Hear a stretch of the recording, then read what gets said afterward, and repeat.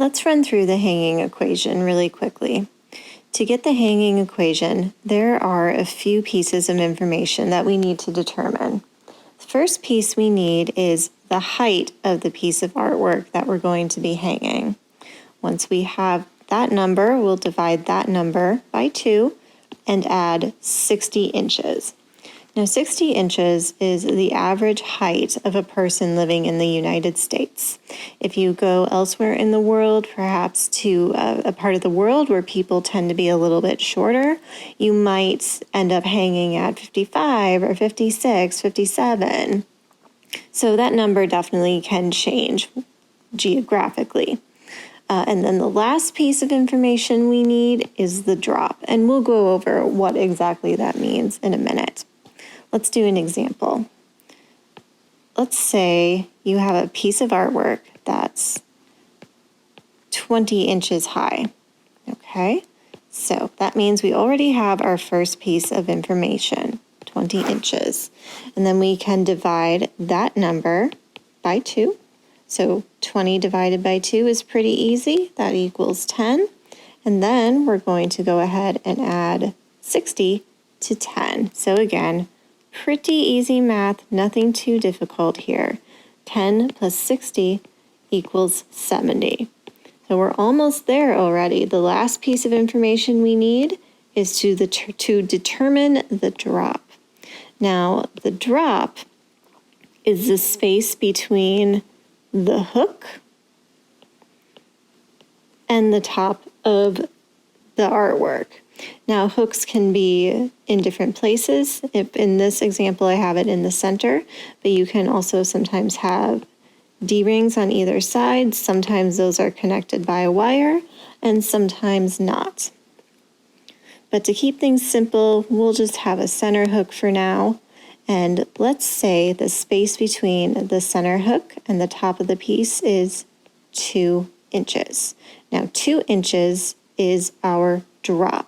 So let's go ahead and subtract 2 inches from 70, which of course equals 68 inches.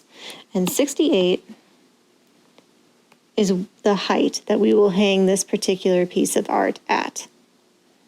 This first piece, let's go ahead and measure it, is 22 inches tall. So 22 divided by 2 is 11. And then you add 60 to that. So 11 plus 60 is 71. And then you need to take 71 inches and subtract the drop. Now, the drop may not be a term you're familiar with.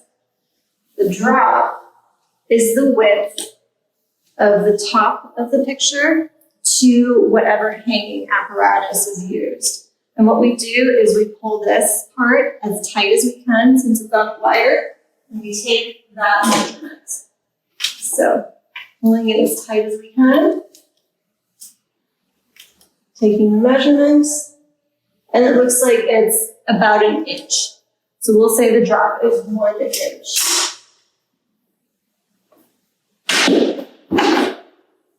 So then 71 minus 1 is 70.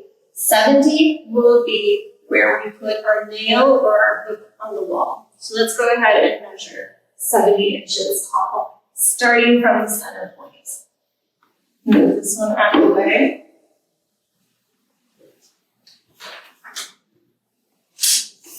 I'm going to go ahead and measure 70 inches first, and then I'll make sure that it's on track with the center mark we've already made. Okay.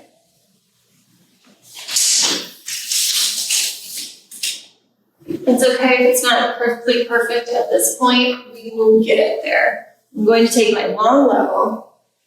I'm going to measure from the center point of the piece all the way up to the mark I just made on the wall. Make sure that we are still on the center. It looks like we were off by a little bit. I made my mark here, but center is here. So all I'm going to do is draw a straight line from the point that I made to the real true center point. And this is where I'm going to put my nail. So my circle that I drew is right there. But if I put my nail in that circle, the piece will actually be too low. Since it's going to be hanging on a hook, we need to make sure that the point of the hook, the very bottom portion of the hook, is in the circle. I'm going to count that in.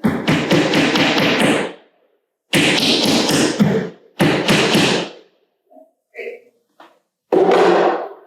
Try that here.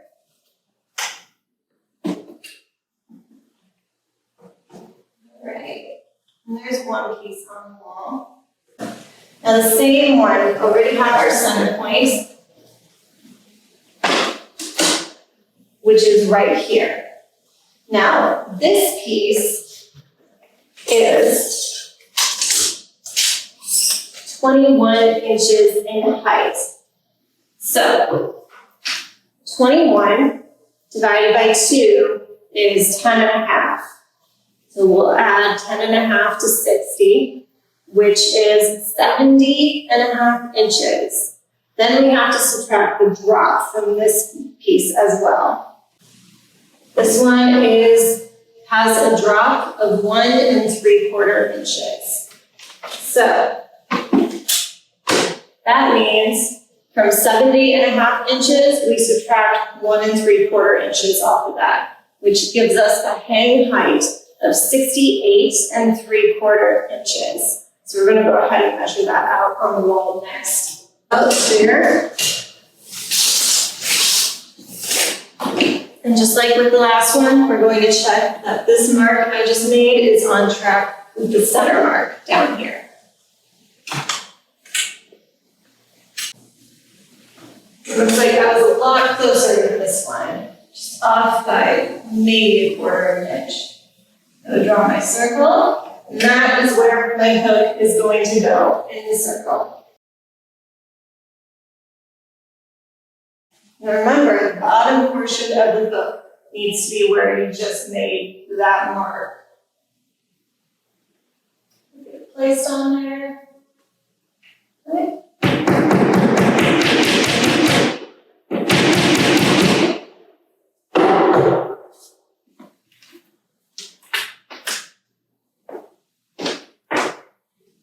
Put it on the wall. All right, now I'm going to level these. They are looking pretty crooked. Maybe level.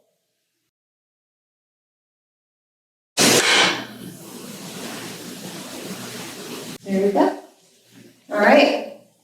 So that is how you find the correct spacing on the wall and hang them.